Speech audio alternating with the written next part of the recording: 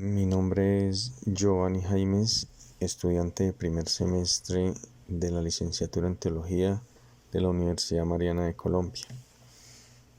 El tema a exponer en esta presentación es la visión de la persona humana en las Sagradas Escrituras. El propósito de esta presentación es exponer de manera gráfica y ordenada la visión de la persona humana en el Antiguo y en el Nuevo Testamento a partir de los aportes de Lorda y Álvarez en su libro Antropología Teológica del año 2016. Primero vamos a mirar cómo en el Antiguo Testamento la Sagrada Escritura nos proporciona materiales sobre lo que el ser humano es y lo que está llamado a ser, en algunos momentos directamente y en otros de modo reflejo de Dios.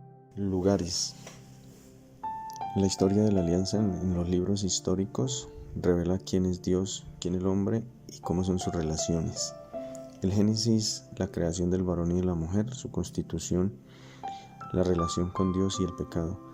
Y en los salmos sapiensales la persona se sitúa existencialmente ante Dios y se descubre a sí misma. En la terminología bíblica se refleja una idea del hombre. El hombre, al ser creado para la alianza, es esa relación que significa un vínculo, pacto, compromiso, como el matrimonio en Oseas 3, un Dios de promesas y un pueblo que honra al único Dios. La historia mostrará a un Dios compasivo y misericordioso, lento a la ira y rico en clemencia, y cómo la infidelidad, el pecado del hombre atenta contra esa relación personal con Dios. En la historia del pueblo de Israel, la fidelidad de Dios y la infidelidad del pueblo apuntan al cumplimiento de promesas en una alianza nueva y eterna, por medio de su Mesías, por la efusión del Espíritu Santo. La creación de Dios y el hombre a su imagen y semejanza.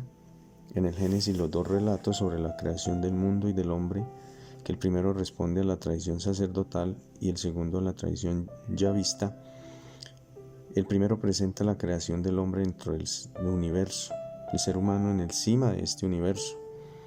En una especial atención divina crea al hombre a su imagen y semejanza, con una dignidad y un dominio. El individuo humano, varón y mujer, hechos a imagen y semejanza, como nos lo narra el Génesis en el capítulo 1, versículo 27, y cómo la fecundidad humana es sagrada, pues transmite esa imagen divina al generar nuevas vidas. En el segundo relato, cargado de símbolos probablemente más antiguo, la creación del hombre describe el paraíso, la soledad de Adán y la creación de la mujer, cómo la condición humana es frágil y sublime, y ese llamado de Dios a participar de su señorío mediante su trabajo. Es un ser social que necesita de los demás para vivir y realizarse, y cómo la dualidad del hombre y de la mujer en su sexualidad y el matrimonio querido por Dios desde el principio. El pecado del hombre deteriora esa realidad y esa amistad con Dios. Los primeros capítulos del Génesis contraponen el estado original de la creación del hombre con la situación histórica, que es la presencia del mal en un mundo maravillosamente creado por Dios. El relato del pecado contiene dos afirmaciones fundamentales. En el mundo querido por Dios hubo un pecado. Este acontecimiento incide en la suerte de toda la humanidad. Entonces podemos ver cómo el paraíso expresa esa situación en la que Dios quiere al ser humano, en ese estado que lo creó y en el que lo llama a permanecer en amistad con Él.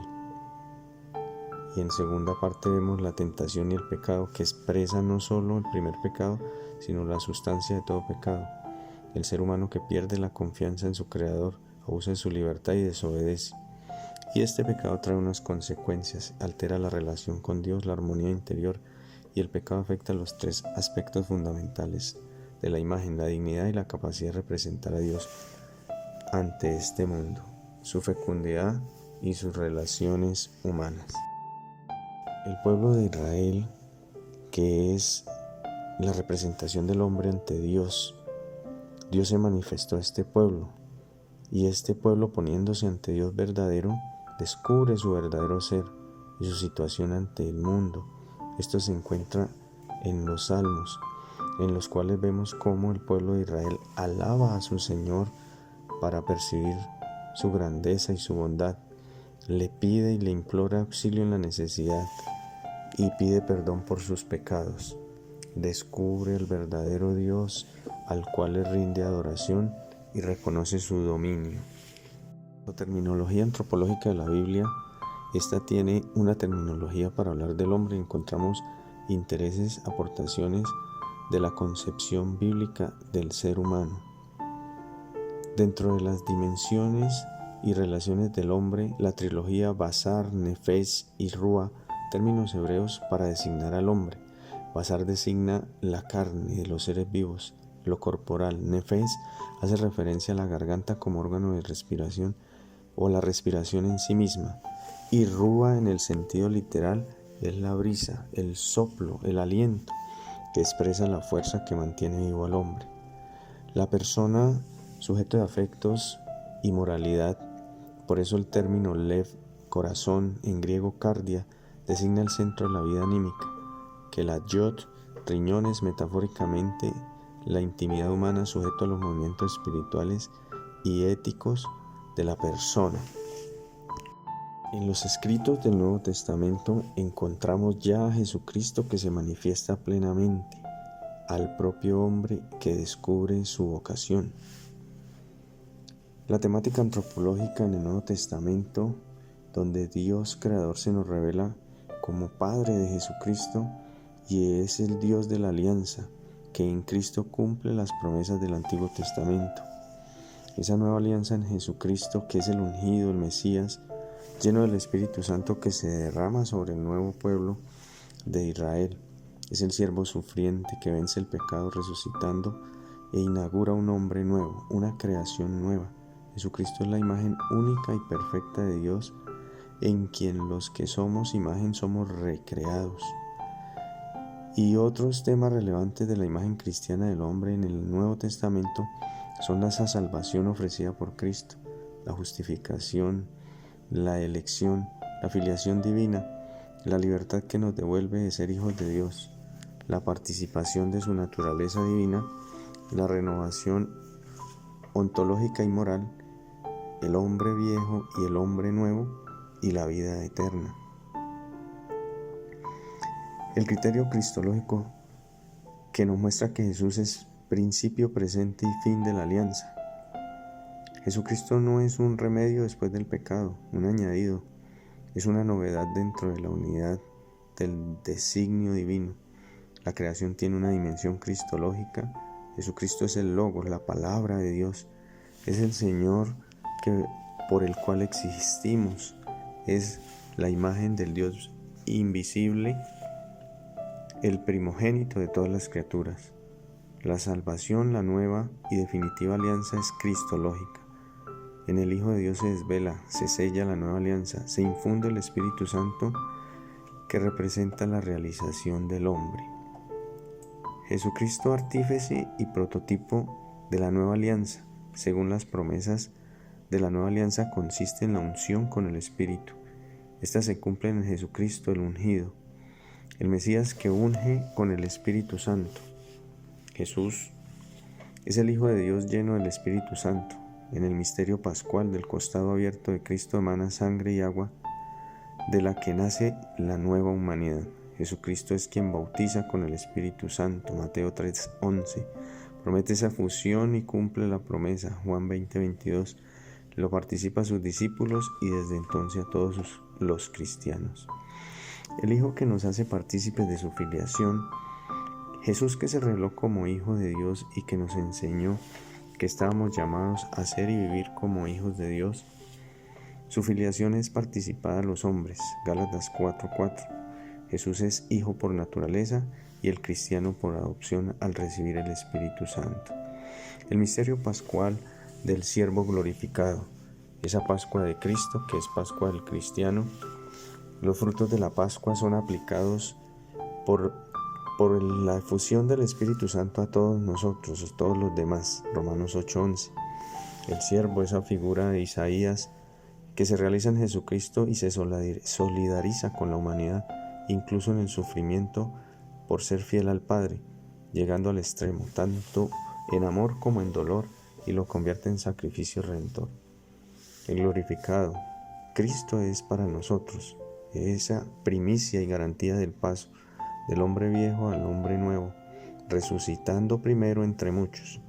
Es arqueotipo del paso de la muerte a la vida, de la naturaleza caída a la gloria, de los pecadores a hijos de Dios, imagen viva de la perfección humana de la que Dios y a la que Dios ha querido destinarnos. Jesucristo regenera y vivifica. Creados a imagen de Cristo, que es la imagen perfecta de Dios, y el hombre está llamado a esa configuración con Cristo. Creados y recreados en el Logos, en el Hijo, en la creación del mundo que fue creado por la palabra de Dios, el Logos, el Verbo, el cual se ha encarnado y es Cristo, Jesucristo, imagen verdadera de Dios. En la plenitud de los tiempos encontramos a Jesucristo resucitado y glorioso, que es la imagen de un nuevo hombre. La metanoia, que es el paso de la muerte a la vida, se refleja en el bautismo cristiano. Es pasar del linaje de Adán al linaje espiritual de Cristo, transmitido por el Espíritu Santo. Esa es la metanoia, la conversión. Al recibir el Espíritu Santo, la persona se renueva desde lo más íntimo. Hay una transformación interior, prenda de la resurrección. Romanos 8, 11, 13. Y hay estas contraposiciones que expresan la conversión. Está dos prototipos de hombre, el hombre histórico, Adán y Jesucristo, el nuevo hombre, el primer hombre y el último hombre, el hombre terrenal y el hombre celestial. Hay dos maneras de ser y de vivir, un hombre carnal y un hombre espiritual, un hombre viejo y un hombre nuevo, y último hombre, según predomina en el Espíritu Santo, pero también una distinción que representa la lucha entre el hombre exterior y el hombre interior, entre lo que permanece y lo que se renueva. La vida nueva en Cristo, según San Juan, se habla de la plenitud de Cristo, que tiene y nos transmite lo que ha recibido del Padre y lo participa. El Hijo es el cauce por el que llegan los dones de Dios. La persona que toma parte en la vida de Cristo puede ser y vivir como hijo de Dios. Juan 1:12. La vida nueva se caracteriza por la caridad. Primera de Juan 3:14. Dentro de la terminología antropológica, el término más abarcador es la gracia, charis, de Jesucristo, Romanos 10:20, que designa el amor y la benevolencia divina. Respecto a la constitución del hombre en el Nuevo Testamento, neuma, physis, soma, expresa la persona humana en sus tres dimensiones: vida y conciencia, vínculos con los demás y la dotación de funciones espirituales capaz de relacionarse con Dios. San Pablo destaca que con el pecado se pierde la armonía de la creación.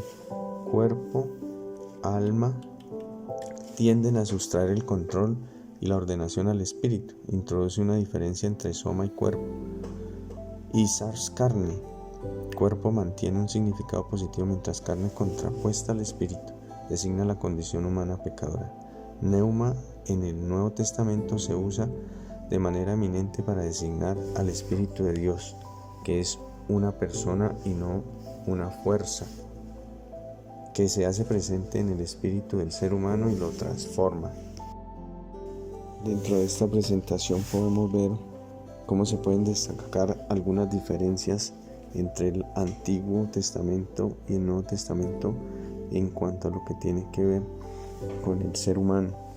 Como en el Antiguo Testamento nos presentan las Sagradas Escrituras la creación perfecta de Dios, que es tentada por el pecado y que pierde muchas de las gracias que inicialmente nuestro Creador había dispuesto en su voluntad para este ser humano.